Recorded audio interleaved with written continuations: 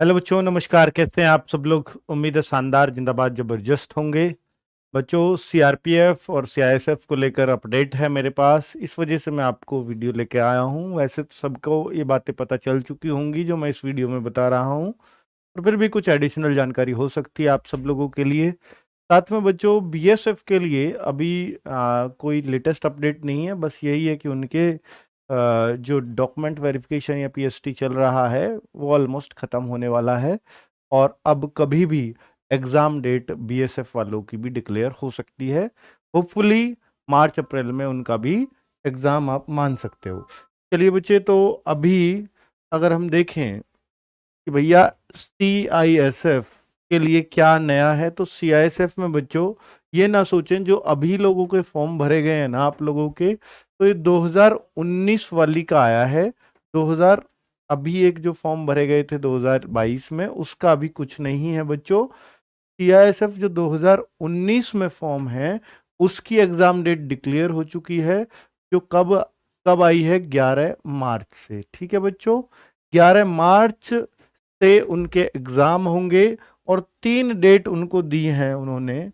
3 लाख बच्चों का एग्जाम कराना है। किस जोन से कितने बच्चे हैं वो सब दिया है। तो 11 मार्च, 12 मार्च और 19 मार्च, यानी ये सैटरडे, संडे और संडे में ही एग्जाम लेने वाले हैं। 11 मार्च, 12 मार्च और 19 मार्च, यानी एक दिन में 1 लाख बच्चों का एग्जाम करीब ये करा रहे होंगे। और बच्चों, अगर ये सीआईएसएफ 2019 वाले का अब एग्जाम डेट डिक्लेयर हुई है, तो सर ऐसे तो 22 वाले की तो बहुत बाद में जाएगा। बच्चों ऐसा नहीं है। अभी क्या है, 2019 वाला जो ये इसकी डीवीपीएसटी है, 2 बार हो चुकी थी। अभी सीआईएसएफ वाले मोड, एक्टिव मोड पर हैं। तो हो सकता है इसके तुरंत बाद, क्योंकि पीएसटी इनकी हुई है, तो पीएसटी आपकी चल रही 30 जनवरी से चलने वाली है बच्चों। ठीक है, तो अगर आपकी 30 जनवरी से चलने वाली है, इसी 30 जनवरी से, तो पीएचडी के बाद फिर आपका सीधा एग्जाम कराना है, तो बहुत ज़्यादा अंतर नहीं रहेगा।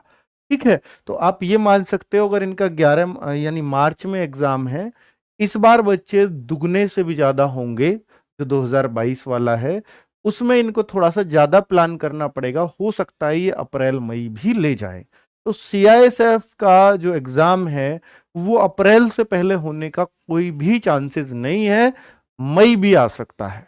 ठीक है, तो आपके पास इतना टाइम है, अपनी तैयारी जारी रख सकते हो।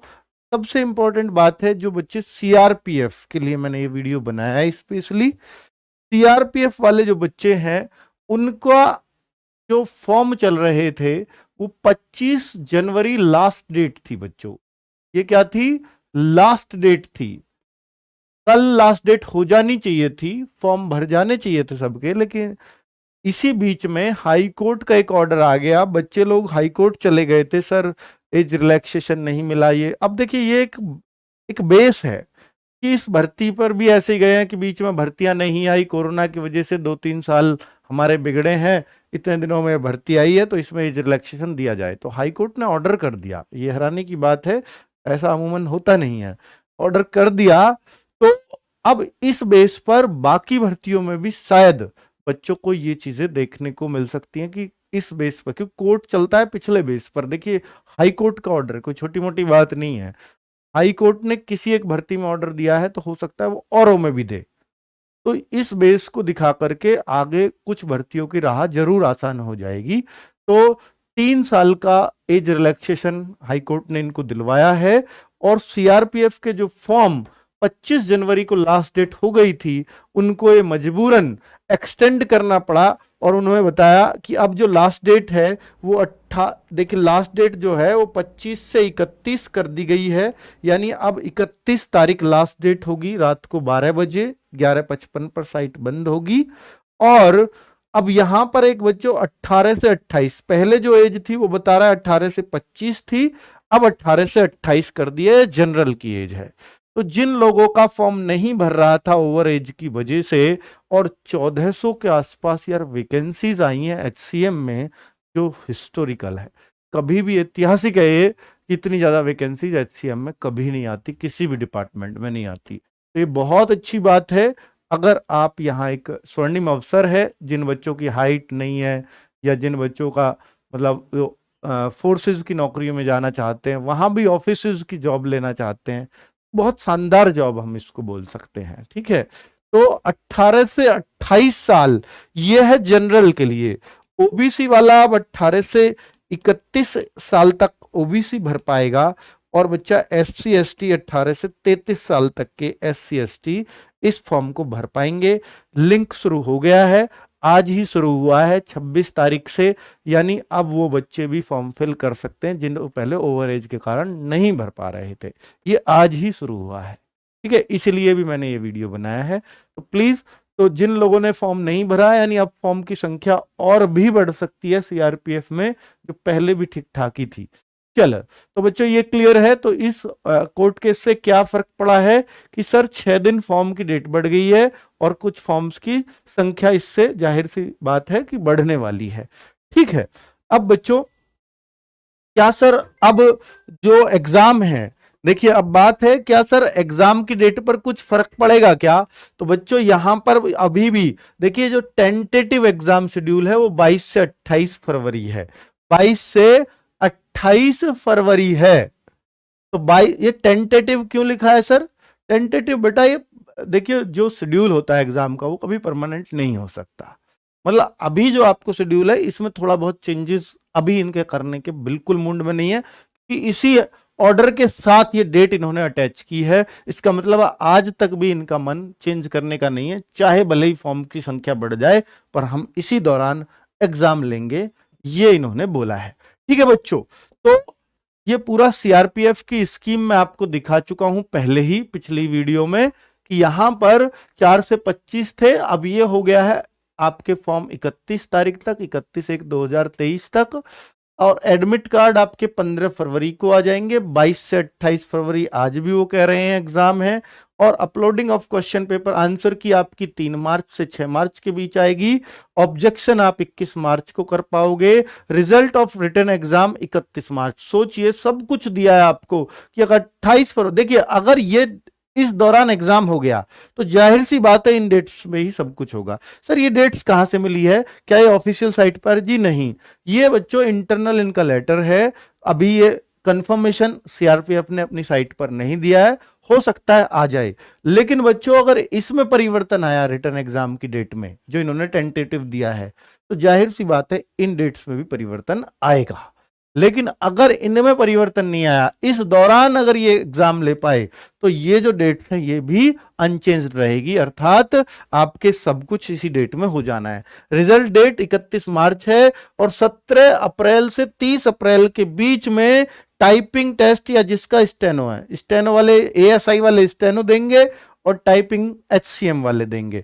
और बच्चा अब यहां से देखिए सब कुछ आपको पता है, एग्जाम कब है, टाइपिंग कब है, तो आप अपने आप को सेट कर सकते हो, माइंड सेट रख सकते हो, या टाइपिंग के लिए इतना समय मिलेगा। अब 14 मई को इनका क्या है, 14 मई को रिजल्ट आ जाएगा टाइपिंग टेस्ट का, और बच्चा 29 मई से 15 जून के बीच में ये 3 चीजें आपसे कराएंगे। डीवी भी तभी हो जाएगा, पीएसटी, क्योंकि तब बच्चा बहुत सिलेक्टेड बच्चा होगा, इनके पास कई सारे पेज खत्म हो चुके होंगे, तो एक कम बच्चा होगा। तो पीएसटी जो भी इनके मेजरमेंट है, डीवी डॉक्यूमेंट वेरिफिकेशन, और डीएमई आरएमई ये मेडिकल, जो इनका डायरेक्ट मेडिकल एग्जामिनेशन और एक रिव्यू मेडिकल एग्जामिनेशन, ये इनका तभी हो जाएगा इसी दौरान, इन्हीं 15-16 दिनों में। ठीक है, और फाइनल रिजल्ट ये बोल रहे हैं कि हम जस्ट 21 जून को लगा देंगे, तो 21 जून तक आपके हाथ में एक सरकारी नौकरी हो, ये सब कुछ इन्होंने शेड्यूल दिया है। और बच्चों आप सब लोगों के लिए आपको मालूम है कि सीआरपीएफ, सीआईएसएफ और बीएसएफ को ध्यान में रखते हुए हमने क्लासेज शुरू कर रखी हैं। आज से ये क्लास शुरू हुई हैं, बहुत सारे बच्चों ने इन पे इंटरेस्ट भी दिखाया है, तो आज से क्लास है, और ये फ्री क्लास है यूट्यूब पर। प्रैक्टिस सेट है, दरअसल ये रामबाण सीरीज के नाम से चलाया है। 12 बजे हिंदी, 2 बजे रीजनिंग, 3 बजे जीएस का प्रैक्टिस सेट है, और बच्चा 4 बजे ये कंप्यूटर का है। और यहां पर बच्चों ये सिर्फ बीएसएफ वालों को पढ़ना है और किसी को नहीं पढ़ना है। सर जीएस तो आएगी नहीं सीआरपीएफ में, तो बच्चा वो जो आपका जनरल एप्टीट्यूड या क्लरिकल एप्टीट्यूड है ना, वही जीएस है। ठीक है। आप कहो sir general aptitude clerical aptitude क्या होता है, अगर उसके लिए स्पेशल क्लास चाहिए तो मैं कंप्यूटर वाले सर से आपको क्लरिकल एप्टीट्यूड के क्वेश्चन भी दिखा दूंगा, जिससे आपको एक विश्वास हो जाएगा यार क्लरिकल एप्टीट्यूड तो कुछ है ही नहीं। तो ऐसी चीजें बच्चों अब आती भी नहीं है जिसमें कुछ है ही नहीं। तो क्लरिकल एप्टीट्यूड की जगह उन्होंने जीएस दिया था, मैं आपको बता रहा हूं बीएसएफ में। ठीक है, बीएसएफ में ये लोग कर चुके हैं डिपार्टमेंटल एग्जाम में, अभी 6 नवंबर को इन्होंने किया था। लिखा क्लरिकल एप्टीट्यूड था, दिया जीएस था। और ऐसे ही सीआरपीएफ में लिखा जनरल एप्टीट्यूड है और आएगा जीएस, मेरी बात याद रख लेना। तो इसलिए जीएस को इग्नोर मत करना बच्चों। तो मैथ्स के लिए आपको पता ही है भाई, आपके राहुल तेवतिया सर इसमें करा रहे होंगे सीआरपीएफ का या सीआईएसएफ या बीएसएफ के लिए।